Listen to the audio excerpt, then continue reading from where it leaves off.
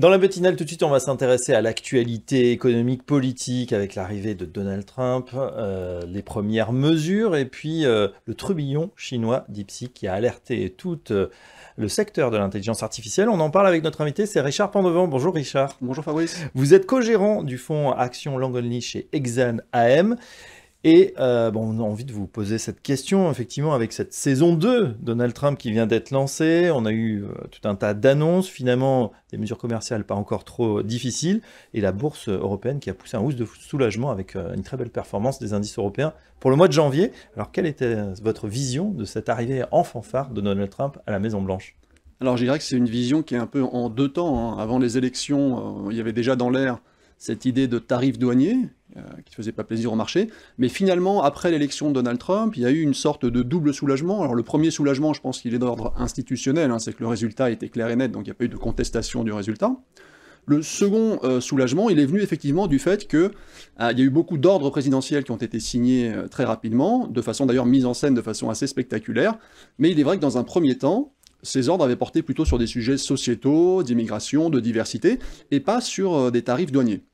Donc ça, c'était le premier temps, donc soulagement des marchés, puisque ça dressait un paysage plutôt positif pour le business, alors surtout le business américain, mais le business en général.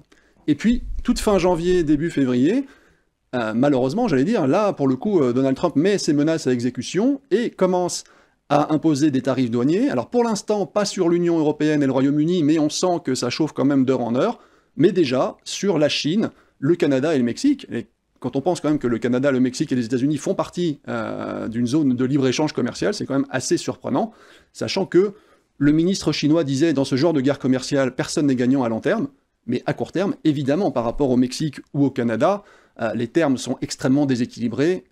Les États-Unis sont un marché beaucoup plus important pour le Mexique et le Canada que l'inverse. Oui, et donc attention, ça pourrait se rapprocher et ça pourrait arriver effectivement dans les prochains jours, les prochaines heures.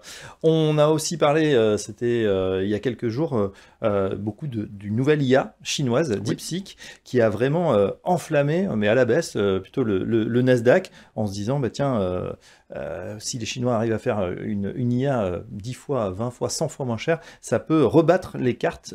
Comment vous avez vécu ce phénomène ? Alors effectivement, on a pu parler de moment Spoutnik, par analogie avec cette situation dans les années 50 où les États-Unis dominaient la technologie aérospatiale, et puis finalement, ce sont les Soviétiques qui avaient mis le premier satellite en orbite autour de la Terre.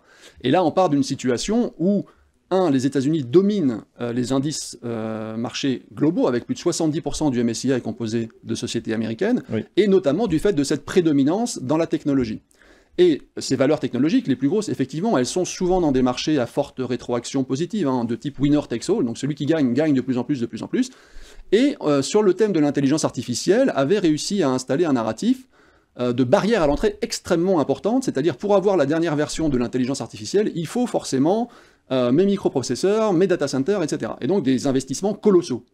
Si un concurrent chinois arrive à montrer qu'on peut faire à peu près la même chose avec beaucoup moins de temps de calcul ou de matériel nécessaire, évidemment ça peut rebattre les données et entraîner certaines valeurs à la baisse. Donc ça a entraîné effectivement les valeurs technologiques, à commencer par Nvidia, on parle quand même de 600 milliards de capitalisation boursière détruite en une journée, mais aussi par ricochet certaines valeurs européennes, notamment Schneider Electric, sur le thème des data centers, et aussi peut-être parce que certaines de ces valeurs étaient un peu trop consensuelles dans les portefeuilles. Donc à la moindre déception sur une de ces valeurs technologiques, toute une série de valeurs sont entraînées à la baisse. Ouais, néanmoins, une fois passé cet état de sidération, Donald Trump lui-même a réagi, il a parlé de wake-up call, c'est-à-dire de signaux d'alerte. Il fallait peut-être que les Américains se réveillent. C'est la force des Américains, et si on reprend l'analogie du moment Spoutnik, finalement, à la fin, ce sont les États-Unis qui ont marché en premier sur la Lune.